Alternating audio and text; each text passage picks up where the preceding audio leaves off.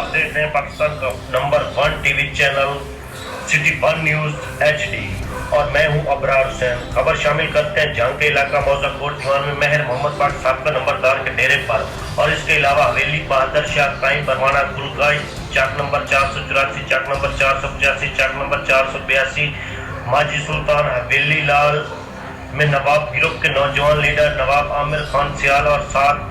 मुमताज और सियासी और समाजी शख्सियत नवाब सरफराज खान सियाल और कोट उमर दराज ने गरीबों का हमदर्द होकर गरीबों में राशन तकसीम किया और साथ में कहा कि गरीब भाई मेरी फैमिली का हिस्सा और मैं अपनी फैमिली समझता हूँ। तारीख बताएगी कि कोरोना वायरस की वबा में जब सब सियासतदान और वडेरे बिजनेसमैन घरों में छुप गए थे तब एक नौजवान लीडर नवाब आमिर खान सियाल उम्मीदवार तहसील नाजिम शोरकोट और साथ नवाब और कोट उमर दराज नवाब सरफराज खान सियाल लोगों की खिदमत में मसरूफ थे, जो लोगों को कोरोना से बचाव के लिए रजू अल्लाह और एहतियात की तलकीन करते रहे और दिन और रात के अंधेरे में भी गरीब और मुस्तहक लोगों के घरों में राशन लेकर पहुंच जाते। नवाब सरफराज खान सियाल और नवाब आमिर खान सियाल ने आवाम से मुखातिब होकर कहा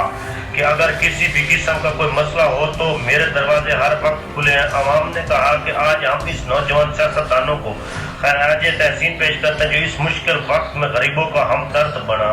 जी।